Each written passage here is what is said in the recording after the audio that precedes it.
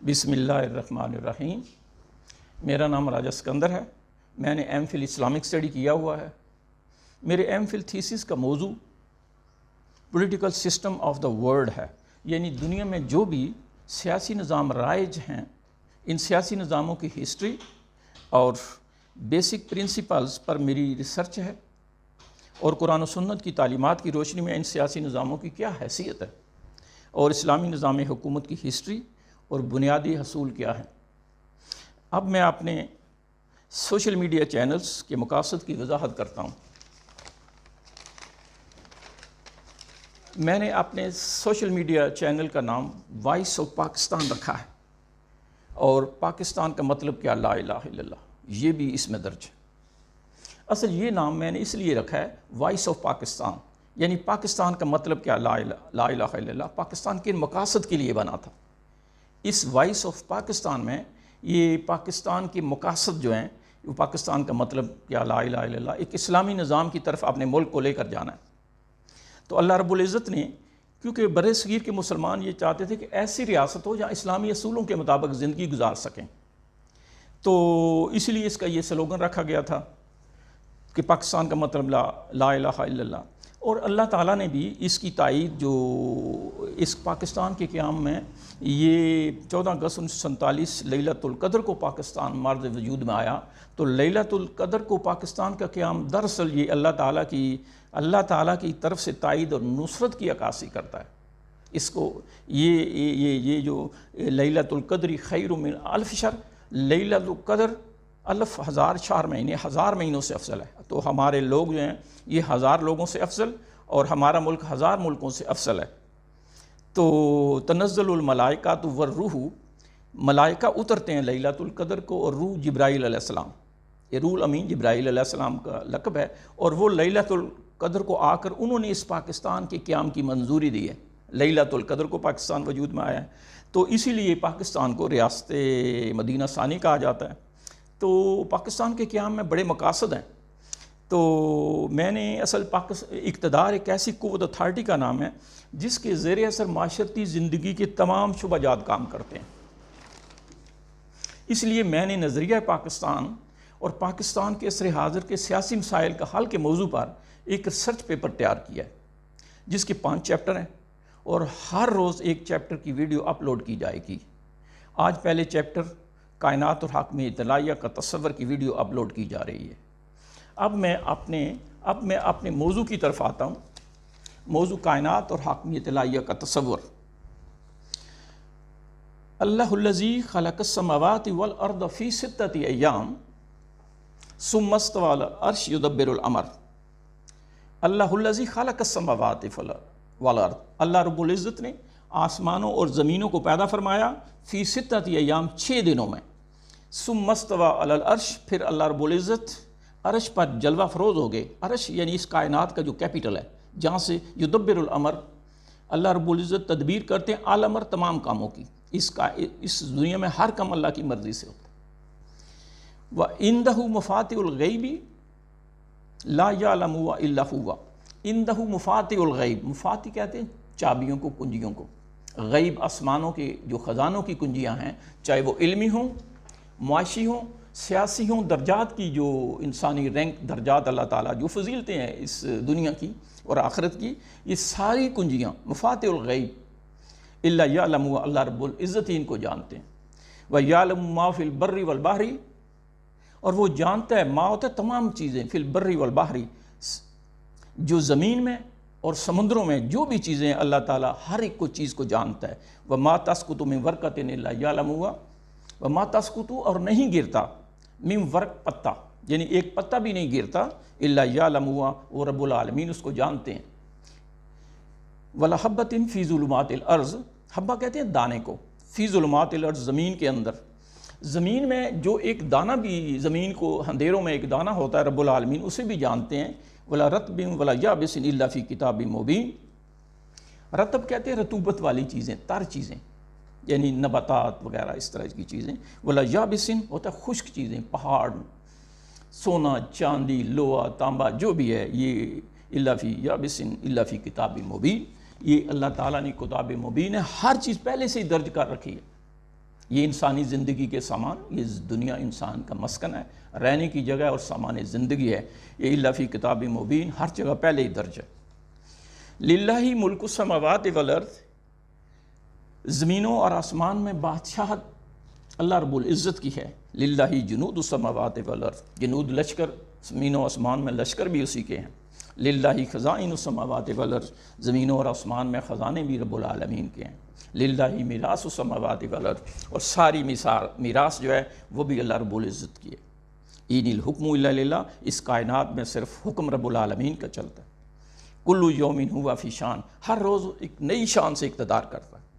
وما امرنا الا وحدۃ کلمح بالبصر، وما امرنا الا وحدۃ، یعنی اللہ کا حکم ایک وحد کلمح بالبصر، آنکھ کا جھپکنا ہوتا ہے۔ آنکھ کا ایک جھپکنا جو ہے یہ اللہ کا حکم اس طرح وقوع پذیر ہوتا ہے۔ تو یہ تو رب العالمین کی حاکمیت ہے اس کائنات کے اندر۔ تو حمد و ثنا، یہ جتنی بھی کائنات ہے، یسبح للہ ما فی السماوات و ما فی الارض، یسبح تسبیح کرتی ہے، یہ حمد و ثنا کی میں بات کر رہا ہوں۔ ہر چیز، ما تو تمام چیزیں، فی السماوات و ما فی الارض، زمین و آسمان میں ہر چیز اللہ رب العزت کی تسبیح بیان کرتی ہے، پاکیزگی بیان کرتی ہے۔ الم تر ان اللہ یسبح لہ من فی السماوات والارض، کیا آپ نے نہیں دیکھا؟ یسبح تسبیح کرتی ہے، من فی السماوات والارض، زمین و آسمان میں جو چیزیں بھی ہیں۔ والطیر صافات، طیر کہتے ہیں پرندے کو، صافات پر پھیلائے اڑ رہے جو پرندے ہیں وہ بھی رب العالمین کی تسبیح بیان کرتے ہیں۔ کلو قد عالمہ صلاتہ و تسبیحہ، کلو ہر چیز قد عالمہ جانتی ہے، صلاتہ اپنی نماز، و تسبیحہ اور اپنی تسبیح۔ حضرت داؤد علیہ السلام، میں اس میں قرآن مجید میں 2-3 مسالے میں ریفرنس دوں گا۔ حضرت داؤد علیہ السلام جب زبور پڑھتے تھے، سورہ انبیاء کی آیت نمبر 79 میں آتا ہے، پہاڑ اور پرندے بھی آپ کے ساتھ ذکر و تسبیح کرتے تھے۔ سورہ نمل میں حضرت سلیمان علیہ السلام کے حوالے سے چیونٹیوں اور حدود کا واقعہ بیان ہوا ہے۔ تو چیونٹیوں ایسے، حضرت سلیمان علیہ السلام کا اللہ تعالیٰ نے حضرت سلیمان علیہ السلام کو تمام جانداروں کی زبانوں کا علم دیا تھا۔ تو ایک دفعہ آپ کا لشکر جا رہا تھا، تو چیونٹیوں کی جو لیڈرشپ تھی اس نے کہا حضرت سلیمان علیہ السلام کا لشکر آ رہا ہے، ان کے پاؤں میں روندی جاؤ گی، اپنے بلوں میں گھس جاؤ۔ یعنی وہ چیونٹی حضرت سلیمان علیہ السلام کا نام بھی جانتی تھی اور یہ بھی جانتی تھی کہ وہ وقت کے نبی ہیں، بلوں میں گھس جاؤ۔ تو حدود کا واقعہ بھی آتا ہے کہ حدود ایک دفعہ غائب تھا، وہ اصل حضرت سلیمان علیہ السلام کے لشکر میں جو جب چلتا تھا تو آگے سے رپورٹ دیتا تھا کہ یہ سفر کے لیے موضوع ہے آپ کا۔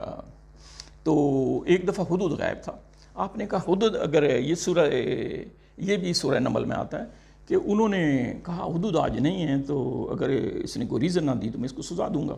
جب حدود آیا تو اس نے کہا اے سلیمان علیہ السلام، میں ایک جگہ گیا ہوں، ایک عورت کی حکومت ہے اور وہ سورج کی پوجا کرتی ہے اور شیطان نے ان کو گمراہ کر دیا۔ تو بات یہ ہے کہ وہ حدود یہ بھی جانتا تھا، حدود کا شعور دیکھیں، وہ کہتا ہے کہ ایک عورت کی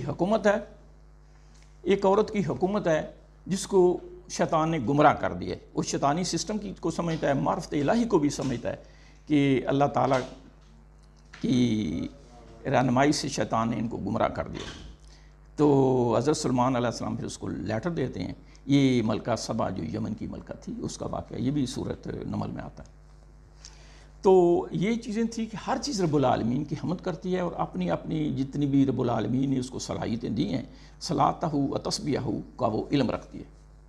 اب کائنات میں انسان کا مقام کیا ہے؟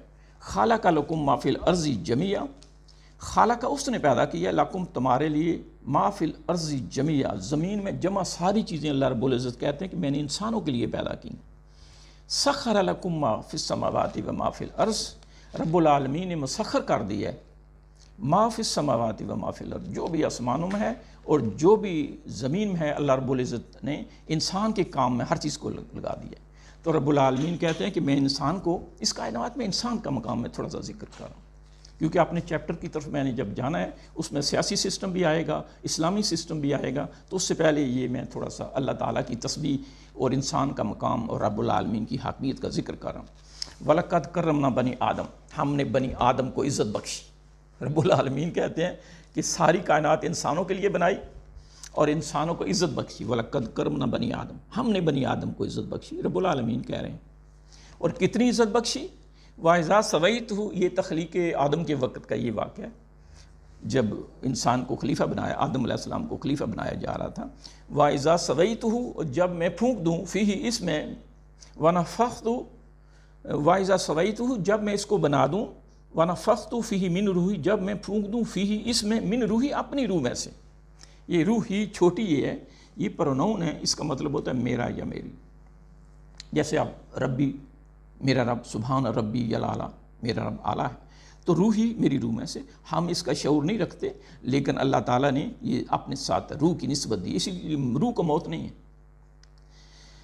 فَقَعُوا لَهُ سَاجِدِينَ، جب میں اس میں روح پھونک دوں، فَقَعُوا لَهُ سَاجِدِينَ، تم سجدے میں پڑ جانا، فَسَجَدَ الْمَلَائِكَةُ كُلُّهُمْ أَجْمَعُونَ، کل کے کل فرشتے سجدے میں پڑ گئے۔ فَسَجَدَ الْمَلَائِكَةُ كُلُّهُمْ أَجْمَعُونَ، تو ابلیس، جنات بھی اس میں موجود تھے، تو ابلیس نے سجدہ نہیں کیا، تو رب العالمین نے اس سے پھر پوچھا، یا ابلیس ما منعک ان تسجد، اے ابلیس تجھے کس چیز نے منع کیا ان تسجد، تو سجدہ نہ کرے، لما خلقت بیدی، جسے میں نے اپنے ہاتھ سے بنایا۔ یہاں پر بھی چھوٹی یہ آ رہی ہے، بیدی، ید کہتے ہیں ہاتھ کو، چھوٹی یہ میرا ہاتھ، یہ اللہ رب العزت خود بیان کر رہے ہیں۔ تو اللہ تو نور ہے بہرحال، تو یا ابلیس ما منعک ان تسجد لما خلقت بیدی، تجھے کس چیز نے منع کیا ہے کہ تو سجدہ نہ کرے جسے میں نے اپنے ہاتھ سے بنایا۔ تو یہ انسان کا مقام رب العالمین نے جو عزت بخشی، وَلَقَدْ كَرَّمْنَا بنی آدم، ہم نے انسان کو عزت بخشی ہے، یہ اس کا میں ذکر کر رہا تھا۔ اب یہ زندگی جو انسان کی ہے، یہ دراصل آزمائش ہے۔ خَلَقَ الْمَوْتَ وَالْحَيَاةَ لِيَبْلُوَكُمْ أَيُّكُمْ أَحْسَنُ عَمَلًا، رب العالمین فرماتے ہیں خَلَقَ الْمَوْتَ، ہم نے موت پیدا کی ہے، وَالْحَيَاةَ، اور زندگی بھی پیدا کی ہے، لِيَبْلُوَكُمْ، تاکہ تم سب کو آزماؤں، أَيُّكُمْ أَحْسَنُ عَمَلًا، کہ سب سے بہترین عمل کون کرتا ہے۔ یہ جنت اتنی سستی نہیں ہے، یہ آزمائشوں سے گزرنا پڑتا ہے۔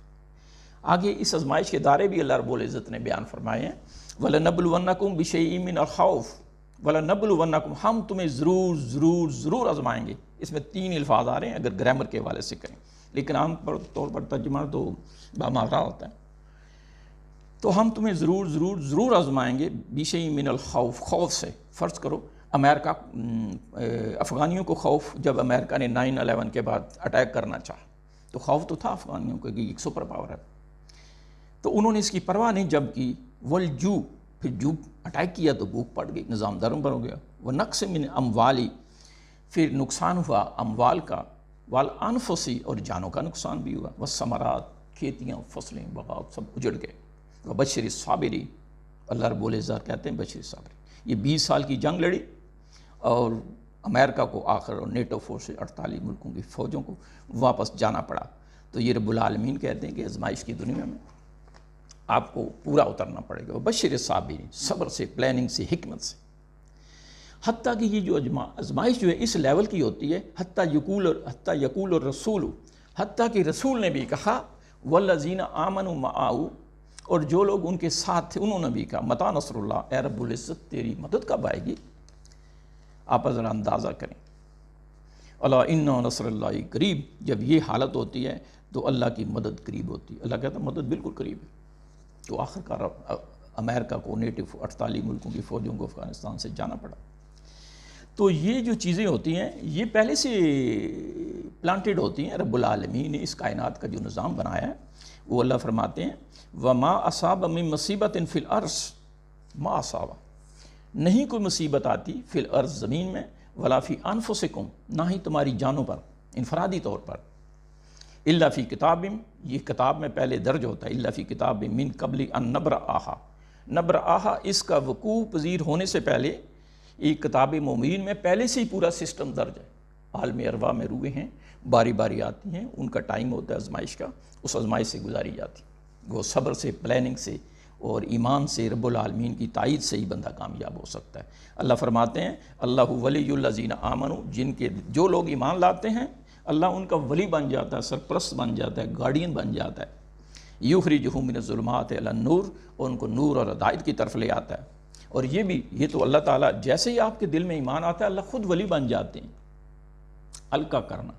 یہ تو بہت سے قرآن مجید میں واقعات ہیں ایسے.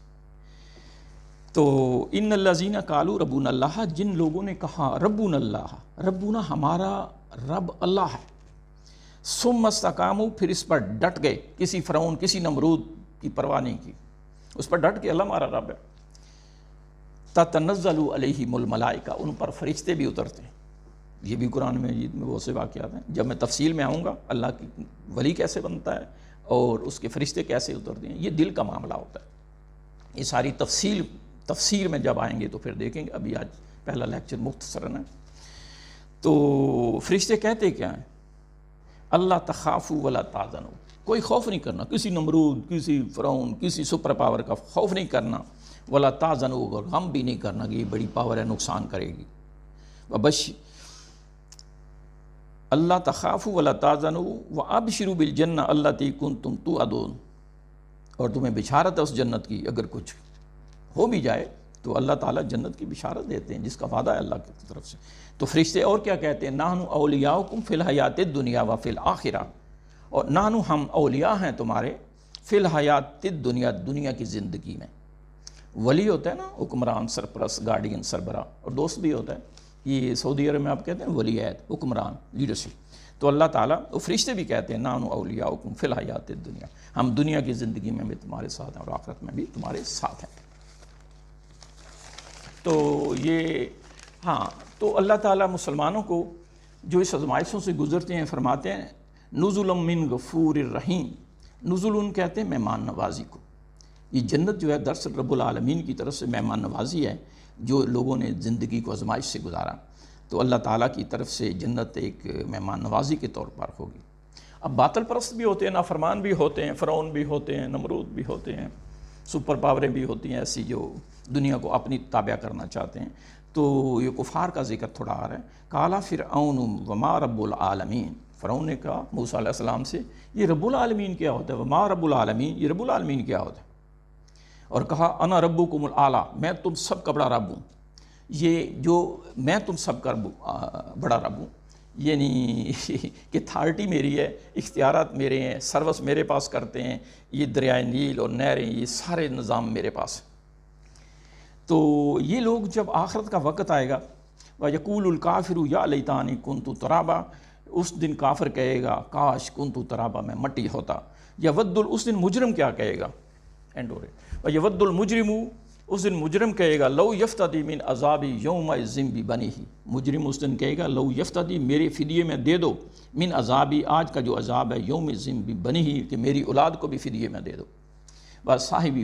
وصاحباتہ، اور میری بیوی کو بھی فدیے میں دے دو، وآخیہ، اور میرے بھائی کو، وفصیلاتہ التی تؤویہ، اور میرے خاندان کو جن میں وہ رہتا ہے، کہ ان کو میرے جرائم کے فدیے میں دے دو. ومن فی الارض جمیعا، اور ساری انسانیت جو زمین میں رہ رہی ہے ان کو سب کو دے دو. ثم ینجہ، مجھے نجات دے دو. اس لیے مسلمانوں میں بھی تھوڑی کمزوری ہوتی ہے. وہ بھی قرآن مجید کی ایک آیت ہے یا ایھا الذین آمنوا قوا انفسکم واہلکم نارا، اے ایمان والو کو بچاؤ، انفسکم اپنے آپ کو، واہلکم نارا، اور اپنے اہل خاندان کو نارا. ایمان والوں سے کہا رہا ہے، اس لیے ایمان کی کوئی کمی ہے. مسلمانوں کی اصل 3 کیٹیگری ہے ایمان کے والے سے. تو ان کو اللہ کہہ رہا ہے کہ جن کے ایمان کمزور ہیں اپنے آپ کو بچاؤ اور اپنے خاندان کو نارا، اس جہنم سے، وقودھا الناس والحجارہ، اور اس کا ایندھن انسان اور پتھر ہیں. تو یہ تو سارا ایک میں نے اللہ کی حاکمیت، انسانی اس کائنات میں مقام، ان کی آزمائش، یہ ساری چیز میں نے بیان کی ہے. تو انشاءاللہ اگلا چیپٹر جو ہوگا، میرے 5 چیپٹر ہیں، تو اس کا بھی ذکر میں ڈیٹیل دے دوں گا بھی. وآخر دعوانا ان الحمد للہ رب العالمین.